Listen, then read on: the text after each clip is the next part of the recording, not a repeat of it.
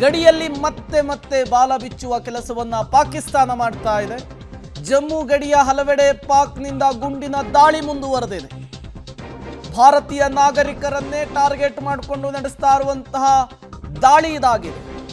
ಜಮ್ಮು, ಶ್ರೀನಗರ, ರಚೌರಿ, ಉಧಂಪುರ್, ಅಕ್ನೂರ್ ಭಾಗದಲ್ಲಿ ಗುಂಡಿನ ದಾಳಿ ಮುಂದುವರೆದಿದೆ.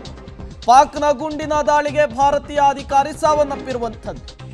ಎಡಿಸಿ ರಾಜ್ಕುಮಾರ್ ಥಾಪಾ ಬಲಿಯಾಗಿರುವಂತಹ ಅಧಿಕಾರಿ ಅಂತೇಳಿ ಗೊತ್ತಾಗ್ತಿದೆ. ಅಧಿಕಾರಿಯ ಸಾವಿಗೆ ಸಿಎಂ ಒಮರ್ ಅಬ್ದುಲ್ಲಾ ಕೂಡ ಸಂತಾಪವನ್ನು ಸೂಚಿಸಿದ್ದಾರೆ. ಎಡಿಸಿ ರಾಜ್ಕುಮಾರ್ ಥಾಪಾ ಕಾಶ್ಮೀರ ಮತ್ತು ಜಮ್ಮುವಿನ ಭಾಗದಲ್ಲಿ ಭಯೋತ್ಪಾದಕರನ್ನ ನಿಯಂತ್ರಿಸುವಂತಹ ನಿಟ್ಟಿನಲ್ಲಿ ದೊಡ್ಡ ಮಟ್ಟದ ಕೆಲಸವನ್ನ ಮಾಡಿದ್ರಂತೆ. ಅವರ ಫೋಟೋವನ್ನು ಕೂಡ ಗಮನಿಸ್ತಾ ಇದ್ದೀರಿ. ಜೊತೆಗೆ ಈ ಹಿಂದೆ ಒಮರ್ ಅಬ್ದುಲ್ಲಾ ಅವರ ಜೊತೆಗೆ ಹಲವು ಸಭೆಗಳಲ್ಲಿ, ವಿಡಿಯೋ ಕಾನ್ಫರೆನ್ಸ್ಗಳಲ್ಲೂ ಕೂಡ ಇದೇ ಎಡಿಸಿ ರಾಜ್ಕುಮಾರ್ ಥಾಪಾ ಭಾಗಿಯಾಗಿದ್ರು ಅನ್ನುವಂತಹ ಮಾಹಿತಿ ಇದೆ. ಅವರ ಮನೆಯನ್ನ ಪಕ್ಕಾ ಟಾರ್ಗೆಟ್ ಮಾಡಿಕೊಂಡು ಉಗ್ರರ ವಿರುದ್ಧ ಸಮರ ಸಾರಿದಂತಹ ವ್ಯಕ್ತಿಯನ್ನ ಗುರಿ ಮಾಡಿಕೊಂಡು ಈ ದಾಳಿಯನ್ನ ಮಾಡಲಾಗಿದೆ. ಎಡಿಸಿ ರಾಜ್ಕುಮಾರ್ ಥಾಪಾ ಭಾಗಿಯಾಗಿರುವಂತಹ ಸಭೆಗಳ ಫೋಟೋಸನ್ನು ಗಮನಿಸ್ತಾ ಇದ್ದೀರಿ. ಅದರ ಜೊತೆಗೆ ಅವರು ಕಚೇರಿಯಲ್ಲಿರುವಂತಹ ಫೋಟೋವನ್ನು ಗಮನಿಸ್ತಾ ಇದ್ದೀರಿ.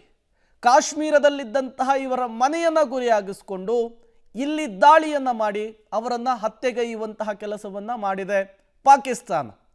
ಈ ಮೂಲಕ ತನ್ನ ಊಸರವಳ್ಳಿ ಬುದ್ಧಿಯನ್ನು ಮತ್ತೆ ಮುಂದುವರಿಸಿರುವಂಥದ್ದು. 26 ಜನ ಅಮಾಯಕರ ಸಾವಿಗೆ ಭಾರತ ಪ್ರತೀಕಾರವನ್ನು ತೆಗೆದುಕೊಂಡಿದೆ.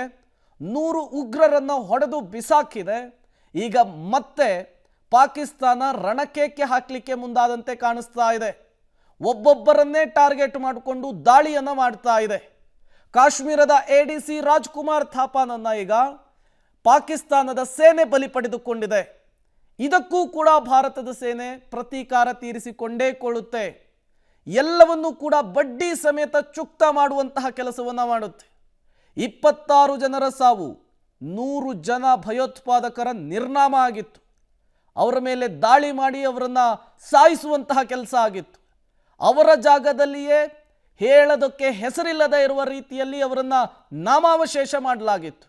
ಈಗ ಮತ್ತೊಬ್ಬ ಅಧಿಕಾರಿಯನ್ನ ಬಲಿ ಪಡೆದುಕೊಂಡಂತಹ ಪಾಕಿಸ್ತಾನವನ್ನು ಭಾರತೀಯ ಸೇನೆ ಸುಮ್ಮನೆ ಬಿಡುವ ಮಾತೇ ಇಲ್ಲ. ಇದಕ್ಕೂ ಕೂಡ ಪ್ರತೀಕಾರವನ್ನು ತೆಗೆದುಕೊಂಡೇ ಕೊಳ್ಳುತ್ತೆ. ಭಾರತೀಯ ಸೇನೆ ಈಗಾಗಲೇ ಪಾಕಿಸ್ತಾನದ ವಿರುದ್ಧ ಹಂತ ಹಂತವಾಗಿ ತಿರುಗೇಟು ಕೊಡುವಂತಹ ಕೆಲಸವನ್ನು ಮಾಡ್ತಾ ಇರುವಂಥದ್ದು.